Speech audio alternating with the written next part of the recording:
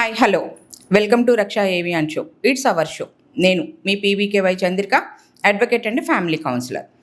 ఈరోజు జరుగుతున్న డ్రామా, విజయవాడలో ఏదైతే డ్రామా జరుగుతోందో దానికి రిలేటెడ్గా మనము మాట్లాడుకుందాం. చనిపోయిన ఆయన ఒక రౌడీ షీటరు, ప్లస్ ఆయన ఒక అమ్మాయిని బలవంతంగా హోటల్కి తీసుకెళ్ళి బలాత్కరించి దాన్ని వీడియో చేసి వాళ్ళ పేరెంట్స్ ఎవరైతే ఉన్నారో, ఆ అమ్మాయి పేరెంట్స్ ఎవరైతే ఉన్నారో వాళ్ళకి పంపించి బెదిరించి డబ్బులు వసూలు చేసిన ఒక రకమైన గూండా. అంటే మీరు అనొచ్చు, అంటే ఇవన్నీ ఉన్న వాళ్ళని పోలీస్ ఎన్కౌంటర్ చేయొచ్చా అని. చెయ్యమని నేనేం చెప్పట్లా, దానికి అగెనెస్టే మేము. ఎవరైనా జ్యుడిషియరీని చేతిలోకి తీసుకోవటం అనేది ఎవరు హర్షించదగ్గ విషయం కాదు. మేము కూడా లాయర్లం కూడా మేము కూడా దాన్ని ప్రొటెస్ట్ చేస్తూనే ఉన్నాము. ఎవ్రీడే నాకు 2 రోజుల నుంచి స్టేటస్లో వస్తూనే ఉంది, జ్యుడిషియరీని ఎవరు చేతుల్లోకి తీసుకోవద్దు. తెలుగులో చెప్పాలంటే చట్టాన్ని ఎవరు తమ చేతుల్లోకి తీసుకోకూడదు, దానిని ఎవరు తమ ఇష్టం వచ్చినట్లు వాడుకోకూడదు అనేది క్లియర్గా చెప్తూనే ఉంటారండి. ఇక్కడ ఈ కృష్ణలంకలో జరిగిన విషయం ఏదైతే ఉందో అది బాధపడవలసిన విషయమే. అది కాక వాళ్ళ అమ్మగారు, ఆమె ఒక లేడీ, ఆవిడ కొడుకు ఆచూకీ కోసం అని చెప్పి కృష్ణలంక పోలీస్ స్టేషన్కి వెళితే ఆవిడ ఫోన్ తీసుకొని ఆవిడ్ని బయటికి తోసేసిన తర్వాత మళ్ళీ ఒక 15 days తర్వాత వెళ్ళి నా ఫోన్ నాకు ఇవ్వండి బాబు అంటే ఆ ఫోన్లో ఉన్న వాళ్ళ కొడుకు ఫొటోస్ అన్నీ డిలీట్ చేసి ఎంటీ ఫోన్ని ఆవిడకి ఇచ్చారు.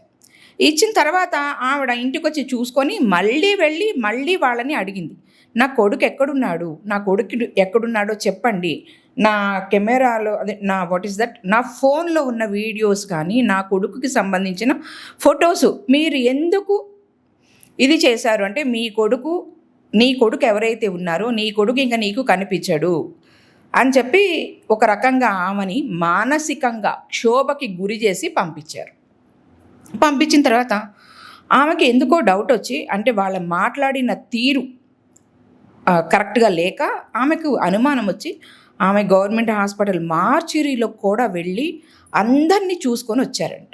నా కొడుకు ఎక్కడన్నా ఉన్నాడా అక్కడెక్కడా లేడు. ఉంటేనే కదా కనపడటానికి. ఏం జరిగింది అనేది మనకు ఇంకా వివరంగా పోలీసులు చెప్పట్లేదు, కానీ చాలా వరకు వినపడుతున్న మాట ఏంటి అంటే అతనిని పోలీసులు తీసుకెళ్లారు, ఇన్వెస్టిగేషన్ చేశారు. ఒక దొంగతనం విషయంలో పోలీసులు తీసుకెళ్ళి ఇన్వెస్టిగేషన్ చేశారు. ఎక్కడైనా సరే తగలరాని దగ్గర అతనికి దెబ్బ తగిలినా అతను చనిపోయి ఉండొచ్చు. అతను చనిపోయిన తర్వాత అనాథ శవము అని చెప్పి స్వర్గధామానికి తీసుకొని వెళ్ళి కాల్చేశారు. అప్పటికి ఆ శ్మశానంలో ఉన్న వాళ్ళు చెప్పారట, ఒక 2 శవాలు 24th May వచ్చాయి. మేము వాటికి టైం అయిపోయింది, ఈవినింగ్ 6 అయిపోయింది అంటే లేదులే ఇవి అనాథ శవాలు, అర్జెంటుగా దహనం చేసేయాలి, మళ్ళీ లోపలికి పోస్ట్ మార్టం అని అవని ఇవని హాస్పిటల్లోకి తీసుకెళ్ళి మార్చులో ఉంచడం కుదరదు అని చెప్పి అప్పటికప్పుడు బలవంతంగా చేయించారు అని చెప్పారు. అనాథ శవాలు అని చెప్పి చేసినప్పుడు అక్కడ వీళ్ళ పేర్లతోనే అది రాయిస్తారు అని మనం అనుకోవటానికి కూడా వీలు లేదు. పేర్లు మార్చి రాయించవచ్చు. సాయి కృష్ణ అనే పేరుతోనే రాయించాలి అని కూడా ఏమీ లేదు కదండి. అది పేరు మార్చి రాయించవచ్చు. కాబట్టి అక్కడ కూడా మనకు దానికి సంబంధించిన విషయం తెలియటం కొంచెం కష్టమైంది. ఇక్కడ కరెక్ట్ విషయం ఇన్ఫర్మేషన్ రావాలి అంటే ఎవరైతే ఈరోజు లీవ్లో ఉన్నారు అని చెప్తున్న 6 కృష్ణలంక కానిస్టేబుల్స్లో ఎవరైనా ఒకళ్ళు దొరకాలి. లీవ్లో ఉండి అక్కడ విజయవాడలో లేకుండా అబ్స్కాండ్ అయిపోయిన ఆ 6 కానిస్టేబుల్స్ లేదా ఈ సిఐ నాగరాజు అరెస్ట్ చేస్తాము అని చెప్పి మార్నింగ్ నుంచి ఆ విజయవాడ ఆ ఏరియాలో అంత డ్రామా జరుగుతూనే ఉంది. బట్ ఆయన ఈరోజు ఇంతవరకు కూడా ఈ వీడియో చేసే టైంకి అరౌండ్ 6 o'clockకి ఇప్పటికీ ఆయన్ని అరెస్ట్ చెయ్యలేదు. తప్పించుకుపోయిన కానిస్టేబుల్స్ అన్నా దొరికి నోరు విప్పి నిజం చెప్పాలి, లేదా అరెస్ట్ చేసిన నాగరాజుకి ఎలా అయితే ఆయన 3rd degree సాయి కృష్ణకి ఇచ్చి ఏవైతే నిజాలు చెప్పించాలనుకున్నారా లేదా అబద్ధాలను నిజాలుగా మార్చే ప్రయత్నం చేశారో అదేవిధంగా ఈయనకి కూడా 3rd degree ఇస్తే ఈయన ఏమైనా నోరు తెరిచి మాట్లాడతారేమో అన్నది మనం చూడాల్సిన విషయం. ఏదైనా సరే అక్కడ ఏం జరిగింది అనేది మనము జడ్జి చేయటానికి వీలు లేదు. నేను ప్రతి విషయంలో చెప్తాను. మనీ లాండరింగ్ విషయాల్లో చెప్తాను, లేదా ఎవరైనా సూసైడ్ చేసుకున్న వాళ్ళ విషయాల్లో చెప్తాను, లేదా మర్డర్ విషయంలో చెప్తాను. ఇప్పుడు ఈ లాకప్ డెత్ విషయంలో కూడా చెప్తున్నాను. ఏది కెమెరాస్ ముందు కూర్చొని యూట్యూబ్లో కూర్చొని జడ్జిమెంట్స్ పాస్ చేయకండి. తటస్థంగా మీ యొక్క అభిప్రాయాన్ని చెప్పండి. చనిపోయింది ఒక రౌడీ షీటరే, నో డౌట్. బట్ రౌడీ షీటర్కి కూడా బ్రతికే హక్కు మన రాజ్యాంగం ఇచ్చింది. దాన్ని కృష్ణలంక పోలీస్ కానిస్టేబుల్స్, సిఐ కలిసి వైలేషన్ చేశారు. అది వాళ్ళు చేసిన పెద్ద నేరము. సెకండ్, వాళ్ళ మదర్ని ఆమె గౌరవానికి భంగం కలిగించే విధంగా ఆ పోలీసులు ప్రవర్తించారు.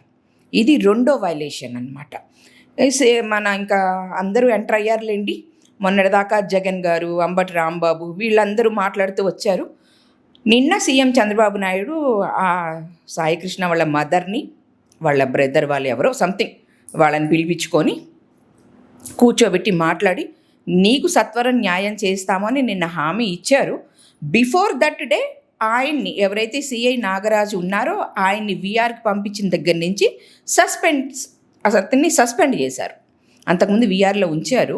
ఈ కేసు బయటకు వచ్చిన తర్వాత ఆఫ్టర్ దట్ అతన్ని సస్పెండ్ చేసి పక్కన కూర్చోబెట్టారు. ఈరోజు అరెస్ట్ చేయడానికి అందరూ సిద్ధంగా ఉన్నారు. రేపు 29వ తారీఖున హెబియస్ కార్పస్ పిటిషన్ మీద హైకోర్టులో వాదోపవాదాలు ఉన్నాయి పోలీసులకి అండ్ ఈ కంప్లైంట్ ఎవరైతే ఇచ్చారో సాయికృష్ణ వాళ్ళ మదర్ వాళ్ళకి సంబంధించిన వాళ్ళకి. ఆ రోజుకి వీళ్ళు నోరు విప్పి జరిగిన విషయాన్ని చెప్తే మనందరికీ ఏం జరిగింది అనేది తెలుస్తుంది. లేదు, అన్నిటితో పాటు ఈ కేసు కూడా వెనకబడిపోతుందండి. దీనికి మించిన కేసు ఇంకొకటి వస్తుంది, అప్పుడు ఈ కేసు వ్యానిష్ అయిపోతుంది. మనం ఎప్పుడు అదే మాట్లాడుకుంటూ ఉంటాం.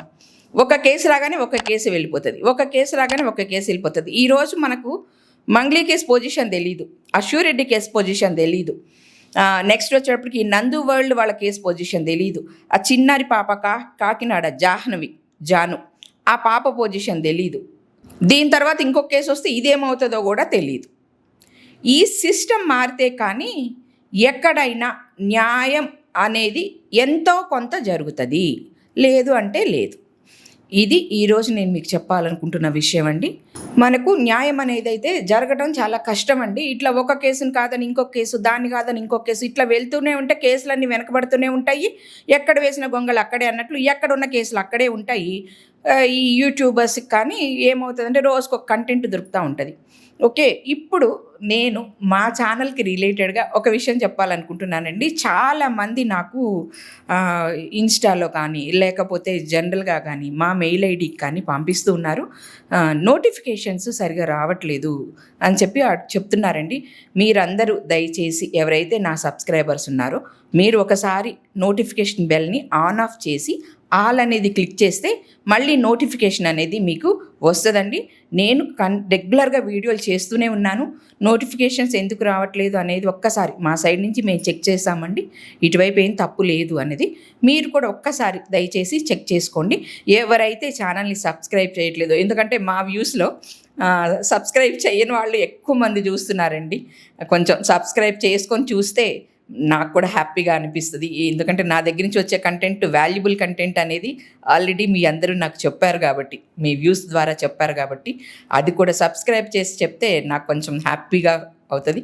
ఇంకా మంచి మంచి కంటెంట్ ఇవ్వడానికి లేదా ఇంకొంచెం రీసెర్చ్ చేసి మాట్లాడటానికి నాకు అది పుషప్ లాగా అనిపిస్తుంది అనమాట. Thank you very much. జై హింద్, జై భారత్.